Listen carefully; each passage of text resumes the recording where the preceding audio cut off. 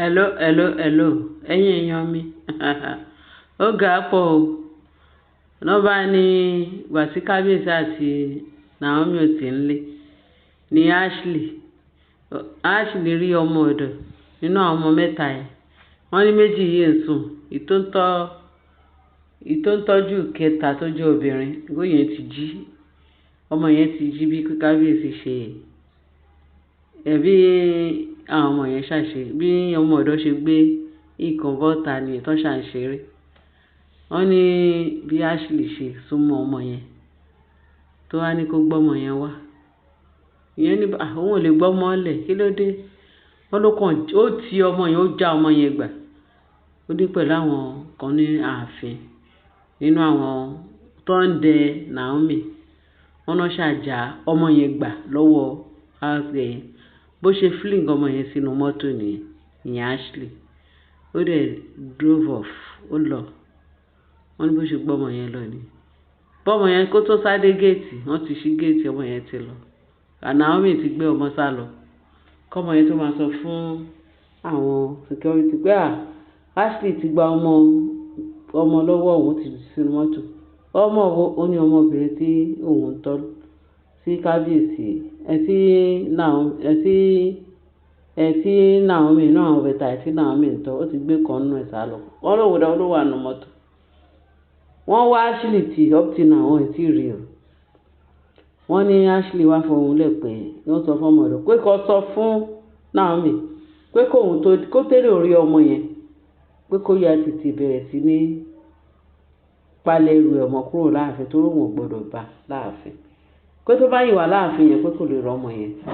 Àtọ́bá dẹ̀ ń lọ kó gbé gbogbo adé o àti iye lówá táìtì gbogbo nǹkan táìtì ló kó gbé lẹ̀.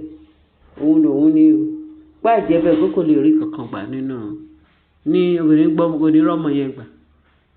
Wọ́n ní nǹkan tí Ashley sọ ni Ashley náà pápá bọ̀rọ̀. Ẹ̀rí pé ó ń tan rẹ̀. Ashley ń tan rẹ̀ kò tí ì dá kan mọ̀. Kò ì dá kan mọ̀ wọ́n nígbà tí Kábíyèsí ní Kábíyèsí nígbà tí wọ́n á dé ní Kábíyèsí wá sọ pé ló bá pe àwọn security authority ní Ifẹ̀ pé kó bá òun wá Ashley pé báyìí nǹkan tí Ashley ṣe ó dẹ̀ ti sá kúrò láàfin. Ó tún sọ fún wọn láwọn àtàwọn àmọ̀tẹ́kùn wọn náà ti ní báyìí Ashley ṣe kó bá òun wá. Wọ́n náà ti lọ sí ilé àwọn Láfógìdì pé anything tó bá rí kan máa wọ̀ bọ̀. Pé ṣùgbọ́n àwọn Láfógìdì pé wọ́n á fi mú wọn dán 10. Torí náà gbogbo nǹkan tó ń ṣẹlẹ̀ kò sí ìtàn pé sóun bá dẹ̀ náwó gan kò sí ìtàn wọn á béèrè lọ́wọ́ òun. Wọ́n dẹ̀ gbọ́, wọ́n dẹ̀ lẹ́kẹ̀ẹ́. Pé tí Ashley tọ́wọ́n bá tẹ Ashley tó bá di pa Ashley òun ti mọ́lé pé àwọn pípù yẹn wọ́n á jáde. Pé dí àfọ̀ pé kò ní rọgbọ fún òun àtàwọn Láfógìdì o ní nǹkan tí wọ́n sọ pé ó ń ṣẹlẹ̀. So wọ́n ní Ashley ti gba ọmọ yẹn, ó ti gbé lọ. Kí ni irú èdè wo náà fẹ́ pè, irú orin wo náà fẹ́ kọ sí ìlù tí Ashley ń lù fún Kábíyèsí ní ààfin nígbà gbogbo? Àbí kí ni nǹkan tí Kábíyèsí kí ló ń dánwò pẹ̀lú àwọn olórí kan kó bá àwọn àlè Kábíyèsí láàfin tó fi wá di ìran tó yìí? Èmi ò rò irú májẹ̀mú wo ni tó wà láàrin Kábíyèsí àti àwọn olórí tó ń ṣe bí yẹn tí Kábíyèsí dẹ̀ fojú fò dá. Eléyìí máa lágbára o. Wọ́n ní ṣé irú eléyìí ṣẹlẹ̀ ṣá. Íńtánẹ́ẹ̀tì láti gbọ́. Torí tá a bá gbọ́ àní gbé wá. Nǹkan bẹ o. Nǹkan bẹ láyé yìí o pàápàá jùlọ ní ààfin Ọ̀jájá Ọ̀ọ̀ni. Ṣẹ́rí tá à ń gbọ́ yìí tá a rọra sọ wẹ́rẹ́wẹ́rẹ́ yìí. Wọ́n ròyìn pé tẹ bá gbọ́ àwọn nǹkan tó ń ṣẹlẹ̀ ní ààfin wọ́n ní lérèfé là ń gbé jáde fún wa. Ìta bá gbọ́ ohun tí àlà máa gbé jáde. Pẹ̀lú ìwọ̀nba ìta à ń gbọ́ yìí ó jẹ́ kàyéfì fún wa pé ṣé ní ilé ayé yìí kan náà ṣé ìtí abẹ́ ọ̀run yìí tí gbogbo wa wà yìí ṣó ń ṣẹlẹ̀ ṣá? ṣé irú nǹkan bẹ́ẹ̀ yẹn lè ṣẹlẹ̀ ṣá nílùú tó ní ọba tó níjòyè?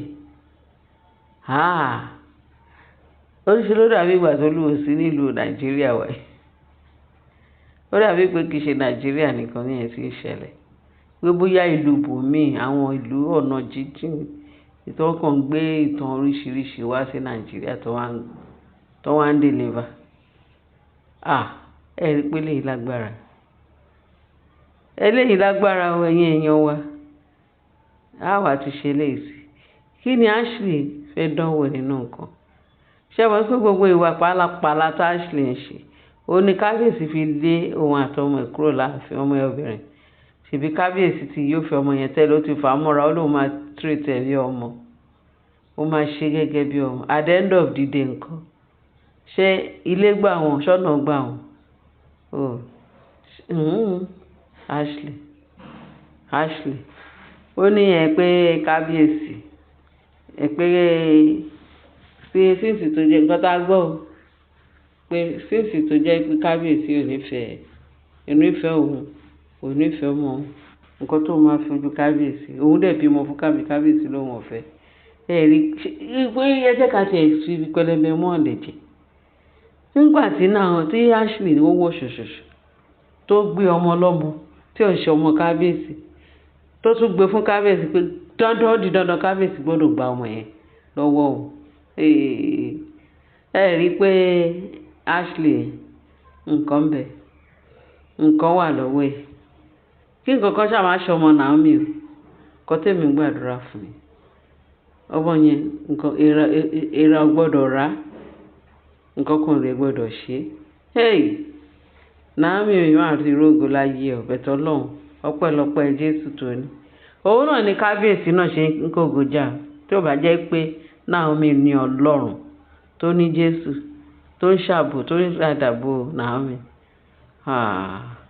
Kábíyèsí eléyìí lágbára o, eléyìí ó ní agbára.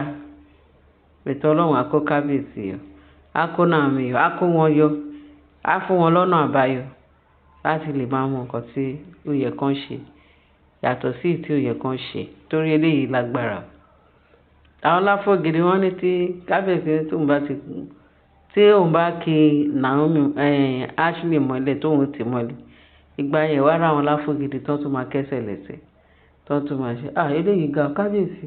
Ọlọ́run á bá yín yanjú ẹ̀, torí eléyìí lágbára, eléyìí tó sí ni lẹ́nu ó buyọ̀ sí. Ọlọ́run á bá yín yanjú ẹ̀ o, Ọlọ́run á bá yín yanjú ẹ̀ o, ilẹ̀ Odùduwà á bá yín yanjú ẹ̀ o kábíyèsí, torí eléyìí ò ṣe é gbọ́ sétí, eléyìí ò ṣe é gbọ́. Ṣé túláàsì ni, ṣé pàní? Wọ́n níbi tí tẹnìkan ti bẹ̀rẹ̀ tó ti parí sí ni tẹnìkan ti bẹ̀rẹ̀. Kí là ń gbé? Ẹ̀yin èèyàn wa, mo dúpẹ́ lọ́wọ́ yín. Ààbò Ọlọ́run á dájú lórí wa, àánú Ọlọ́run á máa bá wa gbé títí láéláé. Ẹ jẹ́ bá wa share, kẹ́ bá wa like, kẹ́ lè bá wa fi tó sí comment, kẹ́ bá wa bẹ́ẹ̀ ṣe ń bá wa tẹ̀ka fún subscription yẹn, ìka tẹ̀ǹtẹ̀ ọwọ́ tẹ fi ń fi gbogbo yẹn lágbára Kristi, nǹkan rí lẹ́wọ̀n àfi bí wọ́n gbé ṣe nígbèsè ayé yín lórúkọ Jésù Olúwa wa. Ẹ ṣé gan bẹ́ẹ̀ ṣe ń tẹ́tí sí wa. Bye.